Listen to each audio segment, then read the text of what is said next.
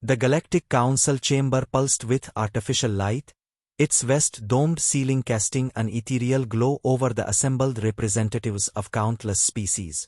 Some were ancient and regal, their empires stretching across millennia. Others were new, ambitious, eager to carve their place in the stars. And then there were the humans, young, bold, and, as far as the council was concerned, woefully. In the center of the chamber, standing alone at a polished podium, was Ambassador Elias Mercer, representing the Terran Republic. His suit was immaculate, his posture composed, but his sharp gaze missed nothing. Across from him, towering over the gathered assembly, was Chancellor, leader of the council. His form shifted, mandibles clicking in irritation as his multifaceted eyes regarded Mercer with a mixture of condescension and impatience. Ambassador Mercer, your species is young, began, his voice resonating through the chamber's audio channels. You have barely scratched the surface of interstellar politics, yet you presume to lecture us on matters of war and alliances. The statement drew murmurs of agreement from the assembled diplomats. A serpentine representative from the collective hissed in amusement, while a hulking, armored brute from the Dominion let out a guttural chuckle. Elias did not flinch. He had expected this. Humanity was the newest member of the council, still considered little more than an experiment, a species that had stumbled onto the galactic stage and was tolerated more out of curiosity than respect. I am not here to lecture, Mercer said smoothly, his voice calm yet firm. I am here to present an opportunity. Mandibles spread in what passed for a sneer. An opportunity? For whom? The Council has already provided your Republic with access to trade routes, technological exchange, and diplomatic mediation.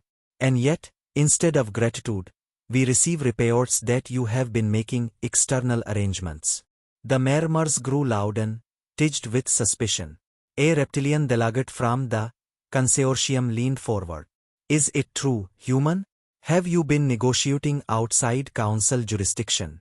Elias met the alien's piercing gaze without hesitation. Yes. The chamber erupted into noise. Accusations, demands, even thinly veiled threats filled the air as various representatives spoke over one another. This was a blatant violation of unspoken protocol.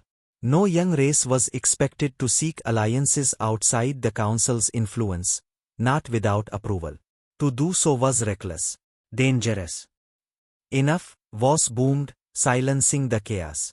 His golden eyes narrowed. You admit to breaking tradition, yet you show no shame. Do you even understand the risks of dealing with unknown entities? You lack the experience to comprehend what lurks in the void. Elias tilted his head slightly, a hint of a smile playing at his lips. Do we? A moment of silence. Mandibles twitched. The human's confidence was unsettling. You are playing with forces you cannot control. The Chancellor continued, leaning forward. Do you believe, for even a moment, that you can stand against the Dominion should they march upon your worlds? Or that your secret negotiations will protect you? Elias exhaled slowly, considering his words. Then, he stepped away from the podium, pacing slowly, deliberately. Let me ask you something, Chancellor, he said. How many civilizations have fallen to the Dominion? Hesitated. Then, grudgingly, too many. And how many species sought your help before they were wiped out? The question sent a chill through the chamber. Several representatives averted their gazes. Some shifted uncomfortably in their seats. The council was a bureaucratic machine, slow to act, and willing to commit unless it directly benefited them. Many who had once called for aid had been left to die.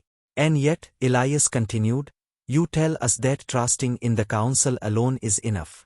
He turned to face them all, his voice steady but sharp. Humanity does not make blind deals. We do not enter pacts lightly. But we also do not wait for permission when our survival is on the line. Fingers drummed against the armrest of his chair. And what, Ambassador Mercer, could your species possibly offer that would make you think you can stand against the Great Dominion? Elias paused, letting the weight of the moment settle. Then, with the same calm confidence he had maintained from the beginning, he said, "Wait and see." The words sent an uneasy ripple through the council.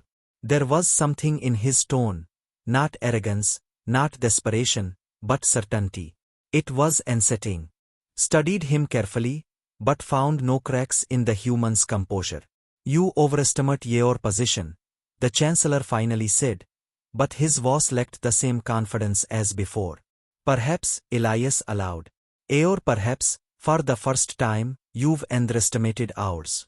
Without another word, he turned and walked out of the chamber, leaving the council to stew in its uncertainty. The war chamber of the Galactic Council was silent, an eerie stillness settling over the West Hall. Chancellor stood rigid at the head of the council table, his mandibles clicking in irritation as the gathered representatives stared at the massive holographic projection flickering before them. The display showed the cold, unfeeling void of space, except now it was occupied. A fleet unlike any they had ever seen hovered on the edge of space, formations precise, disciplined, and terrifyingly efficient. They were human ships, but the configurations, the sheer scale of their mobilization, suggested something more. Something the council had not anticipated. "Impossible," hissed General of the Dominion, his scaled fists clenched. "They do not have the resources for this." And yet, came the slow, deliberate response from the consortium's representative, her slitted eyes narrowing. "They do." The council chamber descended into chaos. The humans were supposed to be a fledgling race, limited in their capacity to wage war on a grand scale. And yet, what stood before them defied all expectations. Their fleets had grown beyond projections, their strategies refined beyond comprehension. This was not the work of an isolated republic. They had help. Who have they allied with? Was cut through the nose like a blade. His golden eyes glowed with frustration. What power moves behind them? The room fell silent again, delegates exchanging uncertain glances. They had assumed humanity was naive, that their ambitions would be crushed beneath the weight of galactic politics. But now, it was clear, they had bargained with something greater. "We should have intervened earlier," muttered the ambassador from the Imperium. "We assumed they would struggle to stand on their own." "They were never alone," growled, tail twitching. This is a declaration of defiance. This is war." The image shifted, displaying tactical readouts, fleet movements, projected invasion routes, and intercepted transmissions. The humans had moved methodically, their fleets bypassing traditional trade routes, their supply lines streamlined to minimize vulnerability. Their military intelligence had advanced far beyond what was considered possible in such a short span of time. "What do we do?" a smaller delegate croaked, his voice barely above a whisper. "Do?" repeated, his mandibles tightening. "We find out who they have bargained with." Another shift in the hologram. This time, the image showed something far worse. A captured transmission. A battlefield. Dominion forces, once thought to be invincible, lay in ruin. Their war machines smoldered, their warriors broken. And among the wreckage, human soldiers stood, not just victorious, but unscathed. The footage zoomed in on a Dominion warlord, once feared across 100 systems, now kneeling in the dirt, his eyes filled with something no one had ever seen before, fear. A human soldier stood before him, calm, calculating. He spoke, but the audio was scrambled. Whatever words he had said were lost to the transmission, but they did not need to be heard. The expression on the Dominion warrior's face said it all. "This is not just a war," murmured, staring at the screen. "This is a reckoning." The war chamber of the Galactic Council was in turmoil. The representatives of the major interstellar powers now whispered in hushed, urgent tones, their expressions betraying disbelief and growing dread. The Great flickered with new images, footage captured from the Dominion's last major engagement with human forces. But what terrified them most was not the humans themselves. It was what fought alongside them. The battle had begun as expected. Dominion warships, confident in their overwhelming firepower, had engaged what they believed to be an isolated Terran fleet. Their intelligence had suggested that humanity was growing more aggressive, but even the most cautious Dominion tacticians had assumed this would be a manageable conflict. The first few minutes of the engagement supported their arrogance. Dominion plasma cannons carved through the front ranks of human ships, their shields flaring and failing ending the relentless barrage. It was going according to plan. And then, the unknown forces arrived. From the black void beyond the battlefield, ships unlike anything the Council had ever seen emerged.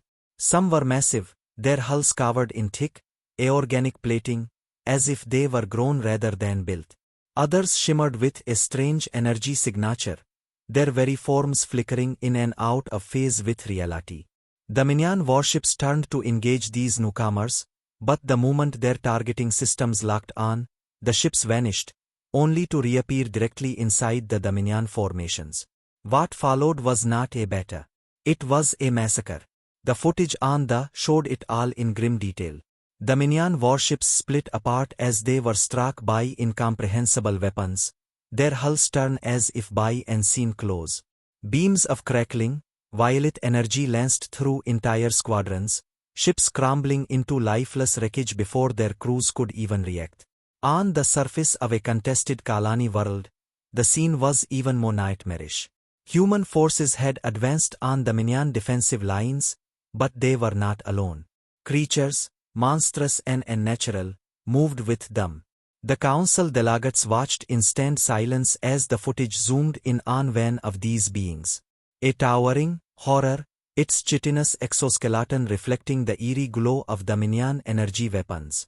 It moved with terrifying speed, cutting through Dominion warriors like they were made of paper.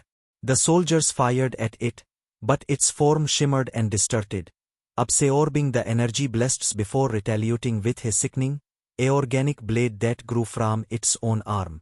Another clip played. A different battlefield, but the same horror. A Dominion commandant, desperate, activated his last resort, a aorbiter bombardment. The fire rained down, consuming everything in its path. The human forces retreated, but their monstrous allies did not. Instead, they absorbed the fire. Some of the creatures writhed and changed, their bodies adapting, evolving. When the bombardment ended, they rose from the ash, stronger than before. The Dominion troops who had survived the first wave dropped their weapons and ran. Chancellor, mandibles clicked in an unconscious display of anxiety. He turned to his intelligence officer, a wiry avian creature who had been standing rigid beside the. "What are we looking at?" demanded. "What species are these?"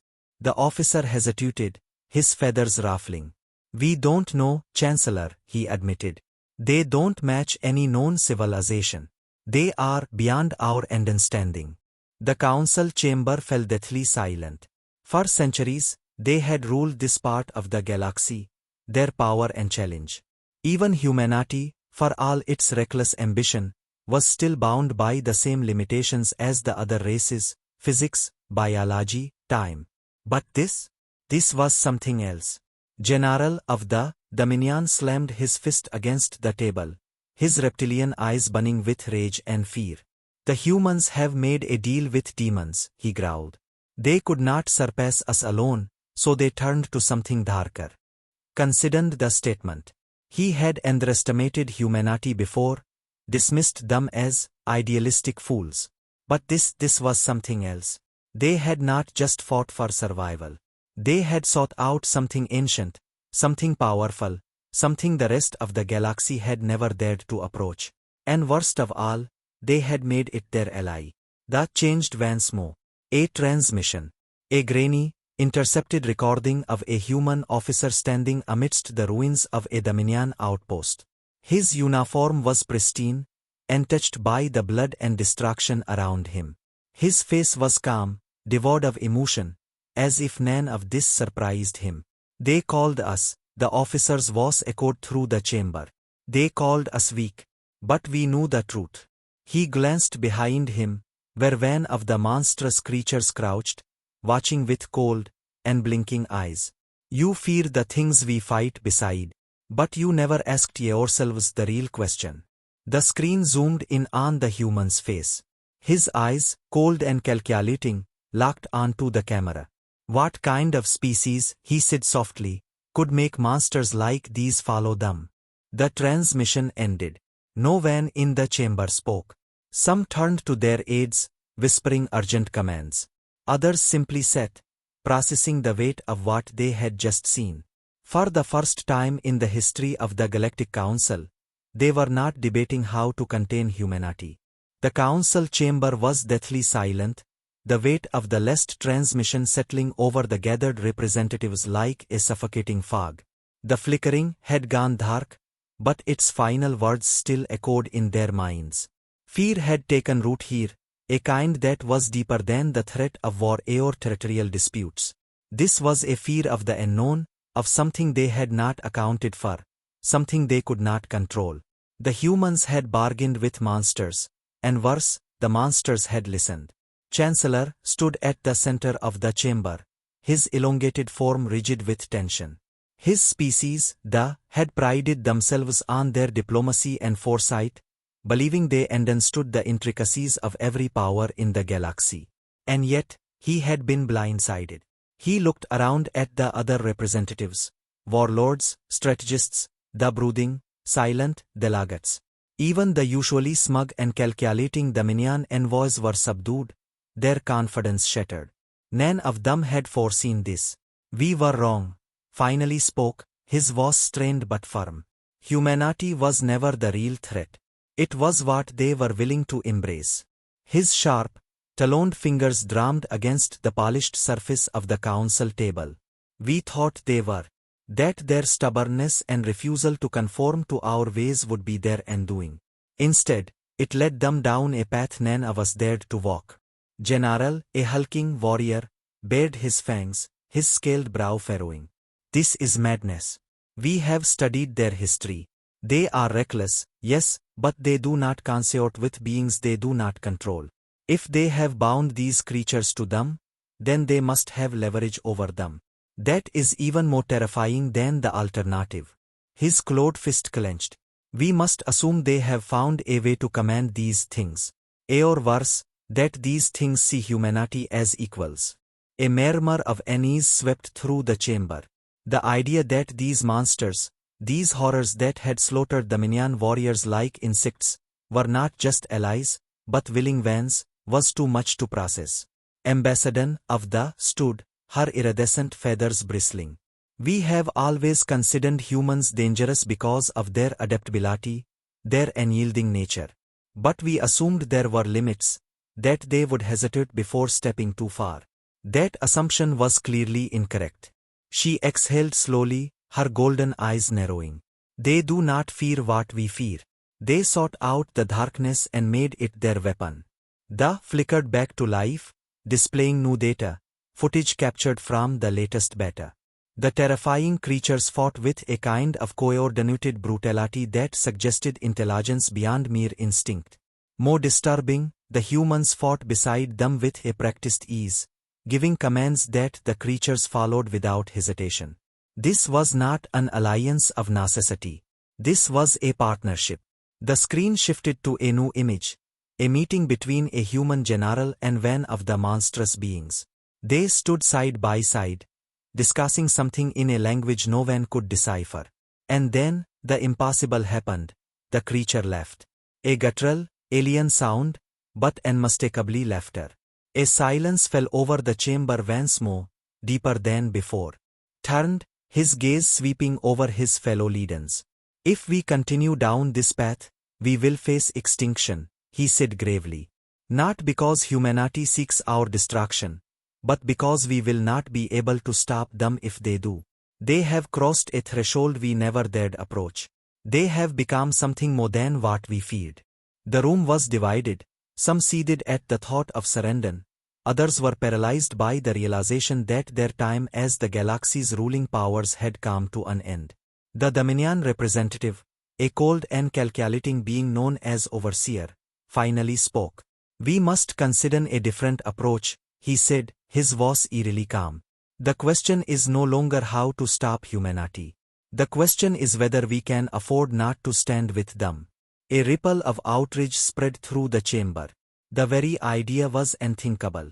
And yet, as they watched the final pieces of footage, the monstrous beings standing at attention as human commandants gave orders, their movements precise and synchronized, it became clear that the Dominion overseer was not proposing surrender. He was proposing survival.